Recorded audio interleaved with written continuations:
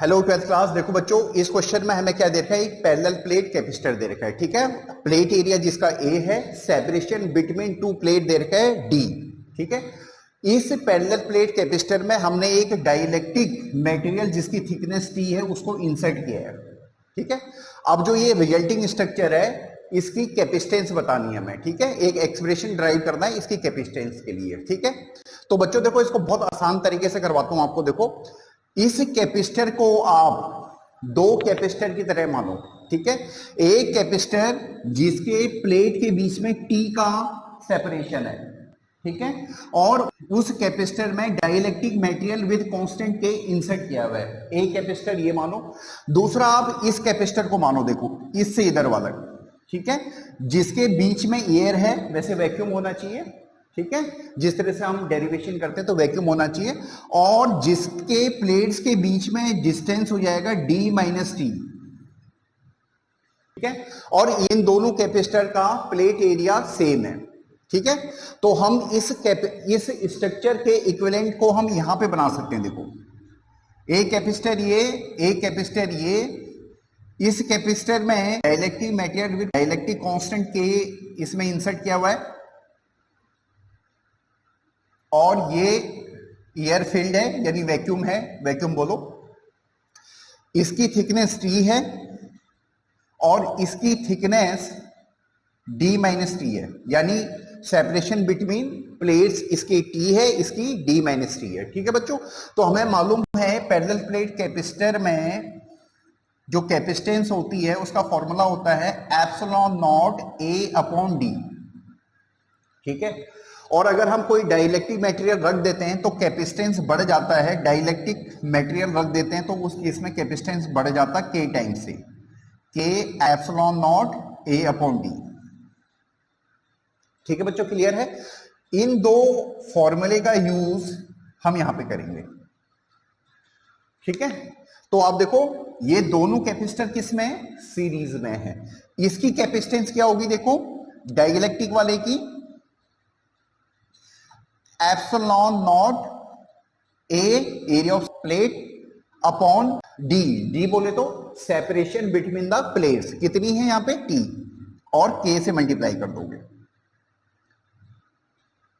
ठीक है बच्चों, क्लियर है? और इसकी देखो, जो हमारा एयर फील्ड है, सी ए बोल दो इसको। ठीक है, इसकी कैपेसिटेंस कैसे निकलेगी, epsilon naught A upon D. D यानी separation between the plates, that is D minus T.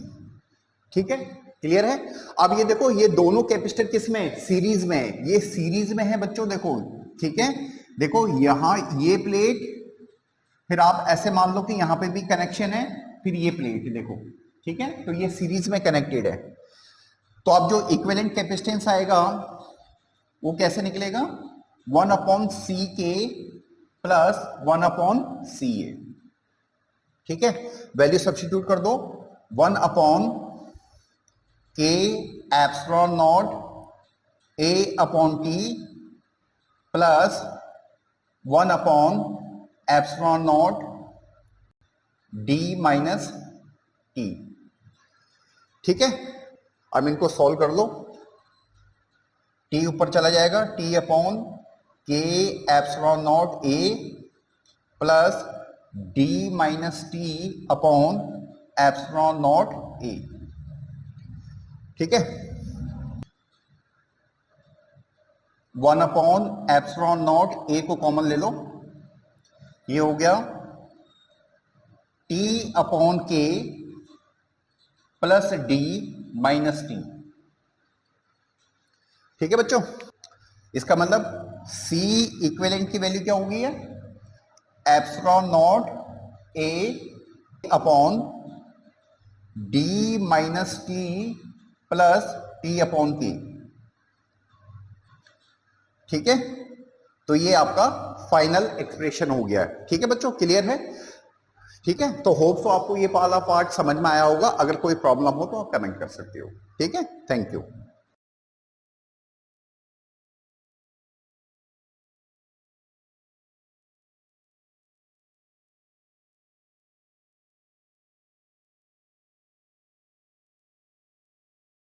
देखो बच्चों, इस क्वेश्चन में बोला गया है कि कॉपर का कोई स्पेरिकल कैपेसिटर है, ठीक है।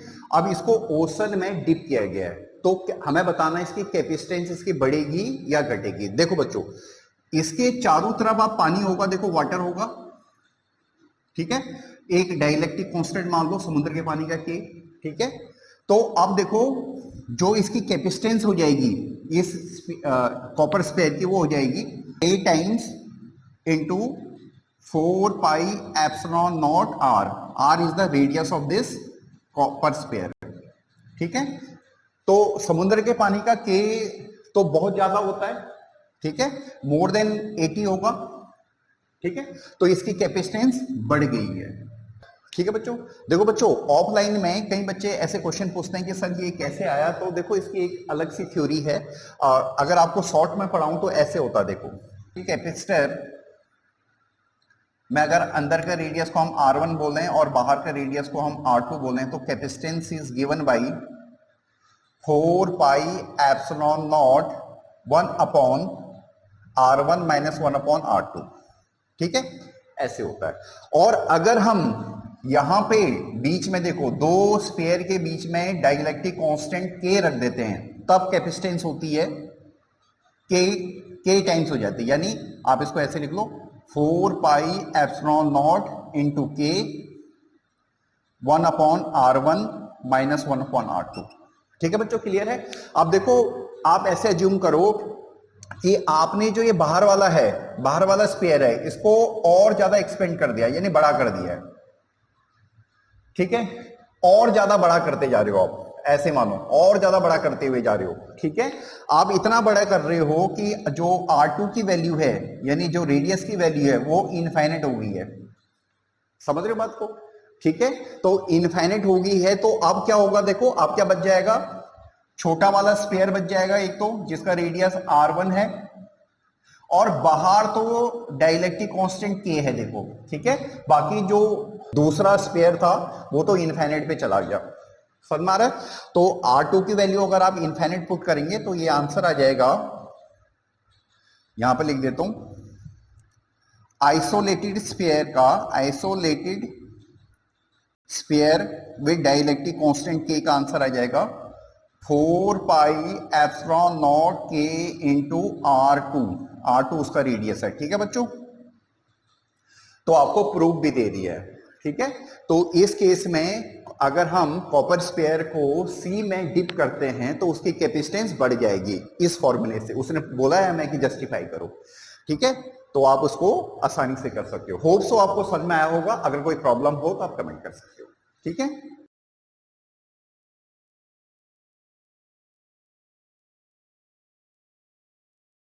हेलो, देखो बच्चों, इस क्वेश्चन में हमें दे रखा है कि हमने कैपेसिटर के अक्रॉस पोटेंशियल V लगाया है, ठीक है। फिर उसके बाद हमें बताना है potential difference across capacitor versus distance between parallel plate का ग्राफ बताना है, ठीक है। तो देखो इस क्वेश्चन में उसने हमें ये नहीं बोला गया है कि क्या वो वोल्टेज अभी तक कनेक्टेड है, या फिर एक बार हमने इसको पोटेंशियल V दे दिया है फिर उसके बाद हमने हटा दी है पोटेंशियल, ऐसा कुछ बोल नहीं रखा है। तो हम इसको बाय डिफॉल्ट वाले केस से कर रहे हैं कि सपोज हमने पोटेंशियल लगाने के बाद इसको हटा दिया है, ठीक है।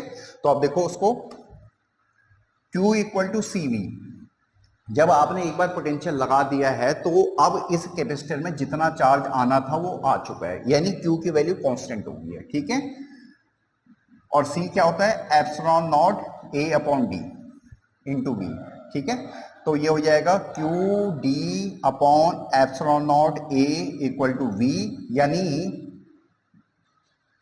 D is directly proportional to potential difference, ठीक है। तो पोटेंशियल और डिस्टेंस के बीच में कैसा ग्राफ आ जाएगा, स्ट्रेट लाइन आ जाएगा, ठीक है बच्चों, क्लियर है, ठीक है। ऐसा ग्राफ आ जाएगा, ठीक है। होप सो आपको क्लियर हुआ होगा। अगर कोई प्रॉब्लम हो तो आप पूछ सकते हो, ठीक है। देखो बच्चों, एक बच्चे ने मेरे से ये क्वेश्चन भी पूछा था कि सर अगर पोटेंशियल हमने परमानेंटली रखा वहां पे, यानी जो प्लेट्स है, प्लेट्स एरिया पे अगर पोटेंशियल हमने परमानेंटली रखा तो पोटेंशियल और डिस्टेंस में कैसा ग्राफ बनेगा? देखो बच्चों, उस केस में ये मान लीजिए डिस्टेंस है, ये पोटेंशियल है, ठीक है, और we know Q equal to CV, ठीक है।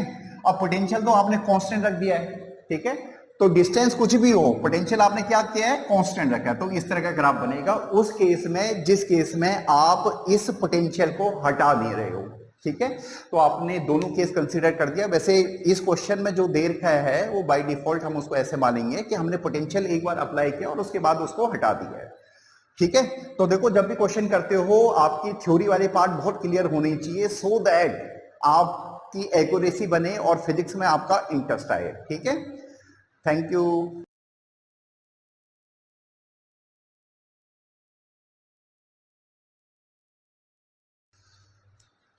देखो बच्चों, इस क्वेश्चन में हमें ये कह रहा है कि अगर कोई कैपेसिटर है, इसके अक्रॉस हमने पोटेंशियल V लगाया है, ठीक है, अब हम सेपरेशन को इंक्रीज कर रहे हैं तो पोटेंशियल एनर्जी इंक्रीज करेगी कि डिक्रीज करेगी, ठीक है।